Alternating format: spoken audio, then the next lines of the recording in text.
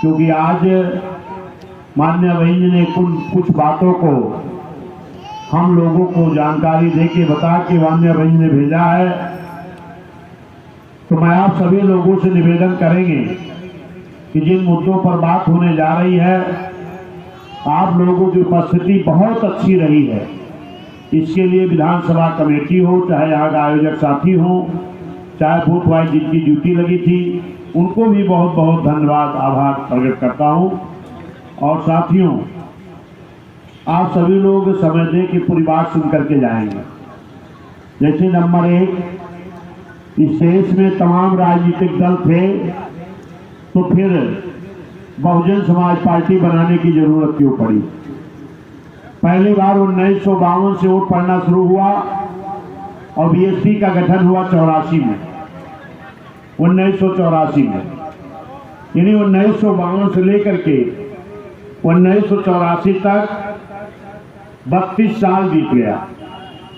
32 साल के बाद बहुजन समाज पार्टी बनाने की जरूरत क्यों पड़ी?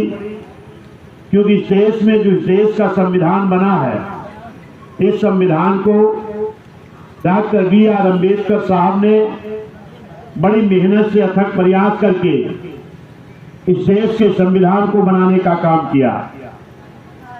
लेकिन डॉक्टर B.R. अम्बेडकर साहब जब संविधान बनाकर सौंप रहे थे, उसी वक्त उनके मन में एक आशंका पैदा हुई थी। बाबा साहब ने कहा था कि इस देश का संविधान मैंने बहुत अच्छा बनाया है, लेकिन अगर इस देश की हुकूमत करने वाले लोग नियत साफ करके निष्ठा से अगर इस संविधान को लागू नहीं करेंगे, तो ये अच्छा से अच्छा भी संविधान अच्छा काम नहीं कर पाएगा। अंत में ये देखने को मिला कि इस देश में हुकूमतें तो चल रही थी, लेकिन तमाम ऐसी आठ की अवधारणाएं थी संविधान में कि जिनको कई साल बीत गया, इस देश की हुकूमत करने वालों की नीयत साफ न होने के नाते वो लागू नहीं हो रहा था। तो धन्य मानवर कांसी राम साहब मान्या बहन जी, मानवर कांसी राम साहब मान्या बहन ने सोचा कि अगर इस देश में बहुजन समाज पार्टी बना करके बहुजन समाज हुक्मरान नहीं बना, तो इस देश का बाबा साहब का बनाया हुआ संविधान पूरी ईमानदारी से लागू नहीं हो पाएगा।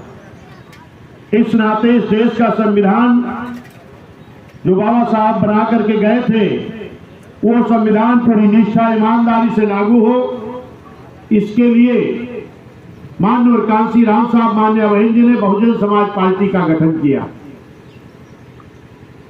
मेरे साथियों, बाबा साहब ने अक्सर उनकी आप तस्वीर देखते हैं तो एक हाथ में बाबा साहब के संविधान और एक हाथ से इशारा करते हैं।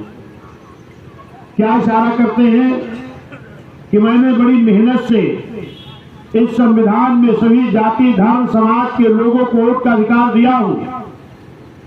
अगर इस अपने वोट के बल पर इस देश की प्रधानमंत्री की कुर्सी पर आपका कब्जा हो जाएगा, तभी ये मेरा बनाया हुआ संविधान पूरी तरह से लागू होगा। आज हम लोग बाबा साहब को तो मानते हैं, जय भीम भी करते हैं, लेकिन जो बाबा साहब इशारा कर रहे हैं कि संविधान में वोट का अधिकार दिया, इसके बल पर इस देश की प्रधानमंत्री की कुर्सी पे कब्जा करो, आज 75-76 साल हो गया मेरे भाई, हम नहीं कर पाए। हम खाली नारा लगाते हैं, वोट हमारा राज तुम्हारा, नहीं चलेगा नहीं चलेगा। खाली नारा से बात नहीं बनने वाली। हमें बड़ी मजबूती के साथ है, क्योंकि बाबा साहब ने उस संविधान में चाहे गरीब सवर्ण समाज के लोग हों, चाहे पिछड़ा समाज के लोग हों, चाहे मुस्लिम समाज के लोग हों, चाहे SC/ST समाज के लोग हों, सर्व समाज के गरीबों के हित की बात लिख करके गए हैं। लेकिन इस देश की हुकूमत करने वाले लोग जो संविधान के पन्ने को पलटते हैं, जहां पर सब समाज के गरीबों की हित की बात लिखी है, जब वो पेज आता है तो इस देश की हुकूमत करने वाले लोग उस पेज को दबा दिया करते हैं। इसीलिए इस देश में आज भी गरीब ही दिखाई पड़ता है। ये मेरे साथियों, इस देश में दोहरी गुलामी थी। एक गुलामी थी एक गुलामी थी अंग्रेजों की, राजे रजवाड़ों की। राजे रजवाड़ों की गुलामी कौन करता था? जो इस देश में अपने ही देश में रहने वाले बड़े बड़े राजे रजवाड़ों की गुलामी इस देश के कुछ लोग करते थे। वो कुछ लोग कौन लोग थे? जो आर्थिक रूप से, सामाजिक रूप से, शैक्षिक रूप से कमजोर थे। धन्य डॉक्टर B.R. अम्बेडकर साहब ने कहा, अंग्रेजों से सिफारिश करके इस देश में एक सर्वे होना चाहिए, तो बात छुट्टी है, वरना आपके देश से आजाद होने के बाद भी इस देश में बड़ी संख्या वाले लोग इस देश के राजे रजवाड़ों के हाथ गुलामी करेंगे। ये मांग किया गया कि एक सर्वे हो जाना चाहिए और जितने लोग आर्थिक, सामाजिक, शैक्षिक रूप से पिछड़े हैं इनको आरक्षण मिल जाए, ताकि ये भी अगलों के बराबर पहुंच जाए। तो इसके लिए एक साइमन कमीशन, लॉर्ड लिथियन व्यक्ति के नाम से साइमन कमीशन बना और सर्वे शुरू हुआ। मेरे साथियों, जब आपके देश में साइमन कमीशन आया है, जो लोग आपको आरक्षण नहीं देना चाहते थे, ऐसे लोग Simon commission go back, Simon commission वापस जाओ के नारे लगा रहे थे। लेकिन धन्य डॉक्टर B.R. अम्बेडकर साहब, जिन्होंने बड़ा संघर्ष करके इस देश में साइमन कमीशन मंगाए और गांव-गांव सर्वे शुरू हुआ।